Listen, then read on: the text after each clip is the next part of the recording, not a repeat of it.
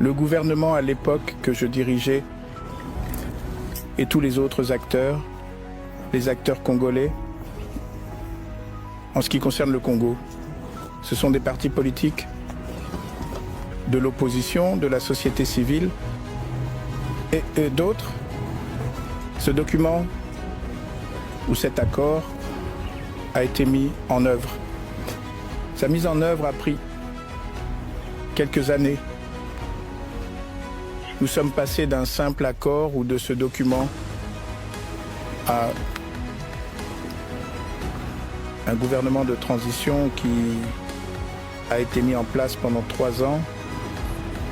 Après cela, le gouvernement était en place. Les élections ont eu lieu. Avant les élections, une constitution a été adoptée. Et après l'adoption de cette constitution, des élections ont été organisées, les toutes premières élections libres et équitables. Après 1960, et des élections successives ont été organisées. Donc, la mise en œuvre de cet accord était proche de 100%, ce qui signifie que nous sommes passés d'un gouvernement de transition à un gouvernement élu, des institutions élues, jusqu'à ce que nous quittions nos fonctions en 2019. Donc le document, où l'argument a été entièrement mis en œuvre. Merci beaucoup. C'est Diane Dangobo de Newsroom Africa. J'ai plusieurs questions. Si vous pouviez nous dire quelle était la nature de vos discussions avec le président Mbeki tout à l'heure et qu'est-ce qui vous a amené en Afrique du Sud pour avoir cette réunion en particulier. Mais aussi, peut-être pouvez-vous nous donner votre évaluation sur les raisons pour lesquelles la situation dans l'Est de la RDC reste si fragile. Juste hier, le M23 a déclaré qu'il ne participerait pas lors de la réunion à Luanda. Alors, comment résolvez-vous cela si les gens ne veulent pas se rassembler autour de la table? Et enfin, de mon côté, que pensez-vous du retrait des troupes semi-RDC? Quelles pensez-vous que seront les conséquences de ce retrait dans les efforts pour obtenir la paix là-bas? Eh bien, ce sont beaucoup de questions. Je ne pense pas me souvenir de tous, mais merci. Mais ma réunion avec l'ancien président Mbeki découle d'une invitation. Quand nous sommes rencontrés à Windhoek, je crois que c'était il y a 2 semaines, il voulait savoir ce qui se passait au Congo. Alors, il m'a invité. Et c'est pourquoi je suis venu le voir. 2 ou 3 des questions. Je ne suis pas le porte-parole du M23, alors pourquoi n'ont-ils pas assisté à la réunion ou pas? Je ne suis pas très confiant à ce sujet. Ils ont certainement leurs raisons et vous pourriez avoir d'autres moyens de leur poser des questions. Mais quelle était la 3e question? La 3e était, qu'est-ce que vous croyez? Les conséquences du retrait de la semi-RDC de l'Est de la RDC vont être importantes, étant donné à quel point la situation reste fragile. Et vous savez, les personnes qui sont censées être autour de la table ne viennent pas à la fête. Je n'ai pas suivi de très près la situation ou le déploiement. Et bien sûr l'annonce du retrait de certaines forces en RDC. Notre point de vue a toujours été, et c'est ce que j'ai dit il y a quelques semaines, cela, en considérant la situation, la solution que nous avons adoptée. Il y a longtemps, seulement en 2002-2003, parce qu'à l'époque, nous avions aussi une situation presque similaire, où vous avez une multitude de forces armées, divers groupes armés. Aujourd'hui, ce qui est nouveau, c'est que vous avez maintenant des mercenaires qui ont été engagés par les forces gouvernementales. Notre attitude à l'époque était de demander à chacun de partir, chaque force. C'était de partir. Et c'est exactement ce qui s'est passé. Et c'est ce qui, je crois, a directement ou indirectement facilité le processus de paix qui a commencé immédiatement après. Mais est-ce la même solution que nous pouvons appliquer à la situation actuelle? Je crois que c'est en partie vrai, oui. On peut appliquer la même solution, mais en considérant que le problème est beaucoup plus profond que ce que tout le monde le pense, vous devez vous plonger dans les dynamiques internes de ce qui se passe au Congo. Et laisser de côté ce jeu de blâme en pensant que tout ce qui se passe est le résultat de quelqu'un d'autre. À un moment donné, nous devons nous demander, n'est-ce pas nous le problème ou notre problème? Et comment le résolvons-nous en tant que Congolais? Alors, quelles sont les conséquences de le retrait de Samir RDC? Eh bien, je ne vois pas de perturbation majeure dans la mesure où, en ce qui concerne le retrait, parce que ce sont des forces, à ma connaissance, qui ont été déployées dans une zone donnée, qui est les zones autour de Goma. Y a-t-il des implications au-delà de cela? Eh bien, le temps nous le dira probablement. Monsieur, ancien président, merci de nous accorder du temps. Je m'appelle Moloko de l'ENCEA. Je veux juste comprendre, étant donné que vous avez convoqué une réunion avec les leaders de l'opposition en RDC et la société civile au début de ce mois, comment voyez-vous cela, ou peut-être quelles étaient les solutions proposées par cette réunion particulière pour résoudre la crise là-bas? Mais aussi, avez-vous par hasard des intentions personnelles de revenir en tant que président de la RDC, compte tenu de la crise là-bas? La réunion qui a été convoquée ou avait ses racines dans une analyse que nous avons faite. Nous avons analysé la situation et sommes arrivés à la conclusion que tout le monde parle du Congo, sauf les Congolais. Vous allez à Nairobi, tout le monde parle du Congo. Vous venez en Afrique du Sud où je peux voir l'intérêt. Tout le monde veut savoir ce qui se passe au Congo. Mais les Congolais eux-mêmes semblent être ignorés. L'objectif était de réunir la société civile, l'opposition et toute autre personne intéressée. Dans notre pays, les leaders religieux aussi, afin que nous puissions discuter et surtout essayer d'analyser la situation. Quel est le rôle de chaque acteur dans ce qui se passe? Qu'en est-il au Congo? Quel est le rôle du gouvernement et la société civile et bien sûr l'opposition? Eh bien, la deuxième question, c'est-à-dire, suis-je prêt? Non, écoute. Nous sommes prêts à travailler, honnêtement, travailler pour la paix. Travailler activement pour la paix. C'était notre attitude il y a 22 ans, quand nous sommes venus à Sun City et avons signé l'accord.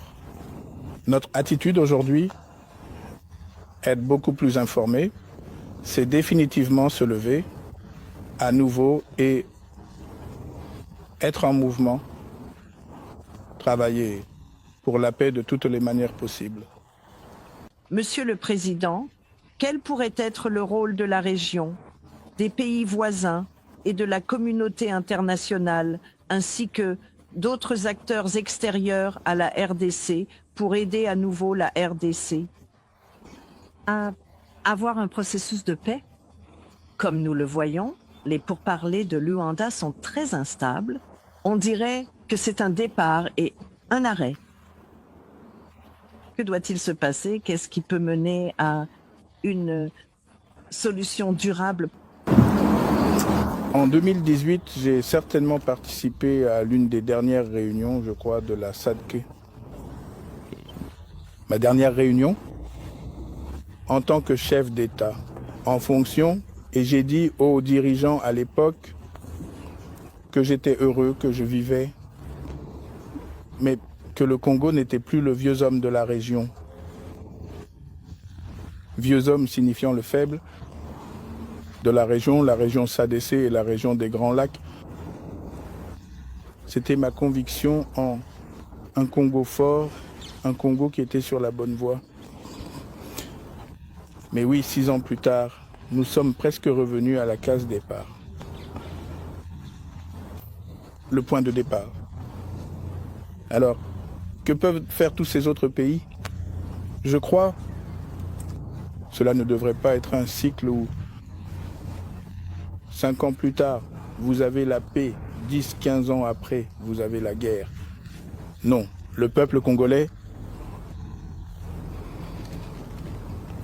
ne veut pas ça. Je crois que nous devons revenir aux fondamentaux.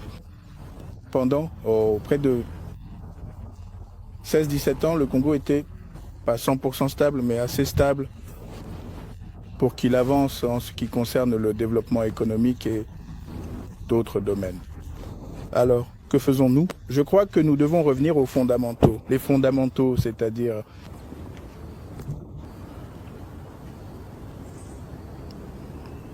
nous devons nous poser la question, où avons-nous mal agi? Et je crois que là où nous avons mal agi, c'est qu'un certain nombre d'erreurs ont été commises en ce qui concerne le respect de l'état de droit, de la Constitution, de la gouvernance et tout ça. Nous devons revenir à cela.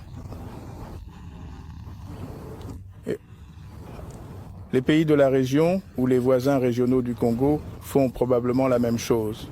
Qu'en 2002, soutenez un processus ou un processus de paix et avancez. Vous avez parlé de la fragilité du processus de paix. À Luanda, je crois que ce sont juste les dynamiques. Les gens n'ont pas encore lubrifié la machine. Bon moment. Espérons que les choses reviendront sur les rails et les gens commenceront à parler honnêtement de paix.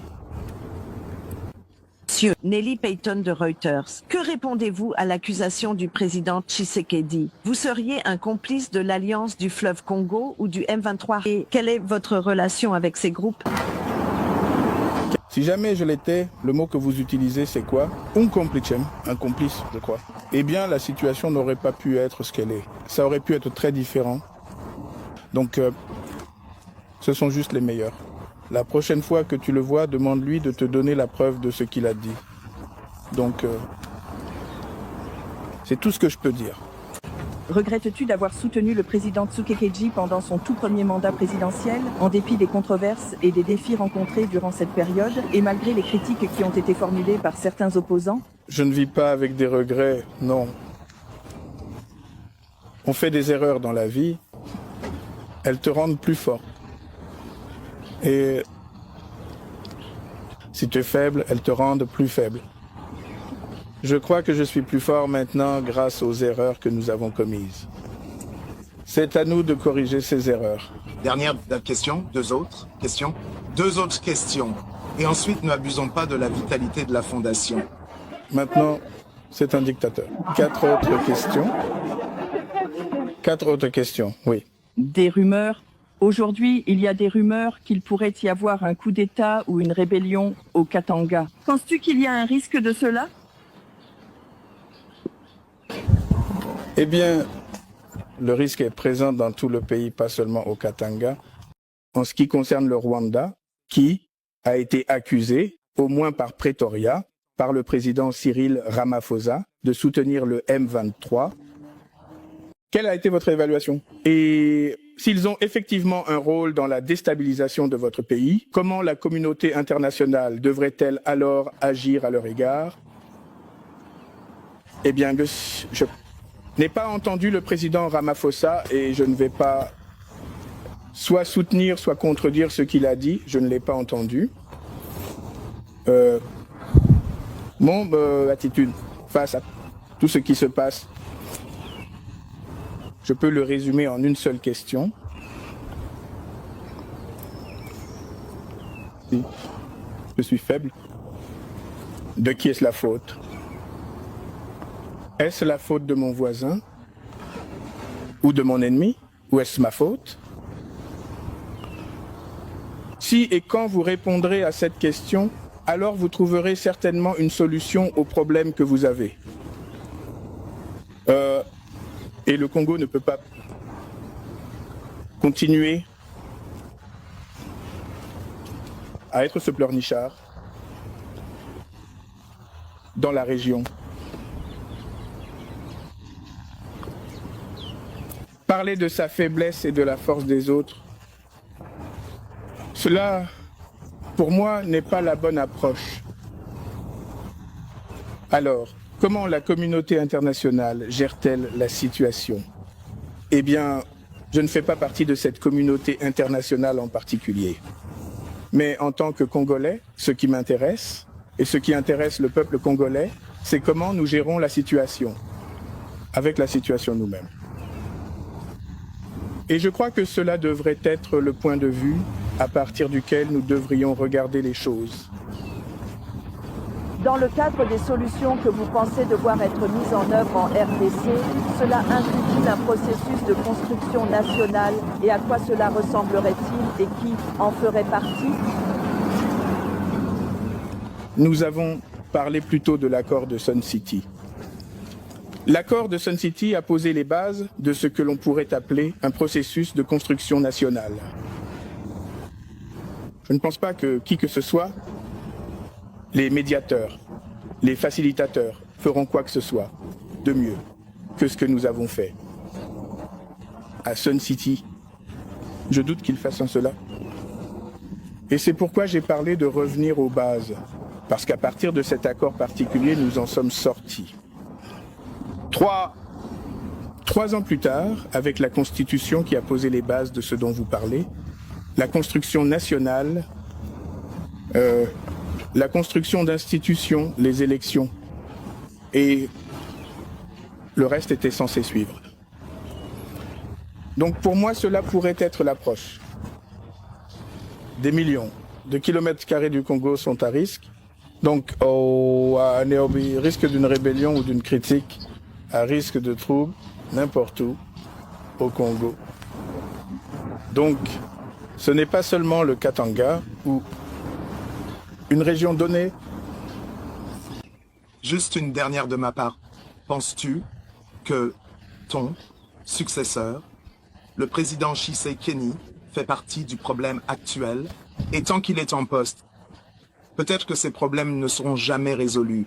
C'est ton impression, mais aussi si tu devais expliquer en termes simples à un étranger certains des problèmes pertinents auxquels ton pays est confronté, tu dirais que le problème est ici. Ce sont les ressources. Et, bien sûr, nous voyons comment ce problème se manifeste. Eh bien, je vais conclure en disant ceci. Je crois que le problème au Congo, tu l'as dit à juste titre, le problème c'est le président Félix. La solution c'est le président Félix. Alors, comment comprends-tu cela? Comment fais-tu pour le tourner à gauche et à droite? À toi de voir. Mais des décisions critiques doivent être prises. Ça, mais... et en des temps critiques, il faut prendre des décisions critiques et ce sont des temps critiques pour le Congo. Mais en ce qui nous concerne, eh bien, comme je l'ai dit, nous avons l'intention d'être très impliqués dans tout ce qui se passe, surtout en ce qui concerne la paix. Et pour se déplacer, au lieu que ce soit juste une affaire de la SADC ou de l'Afrique de l'Est, pour que ce soit nos propres initiatives, et aller dans toutes les directions, nous croyons que nous pouvons provoquer quelque chose de positif. Un changement positif, des nouvelles positives, que ce soit à l'Est, ce que nous nous préparons à faire, que ce soit dans le Sud, dans le Nord, et Ouest. Merci. Merci beaucoup.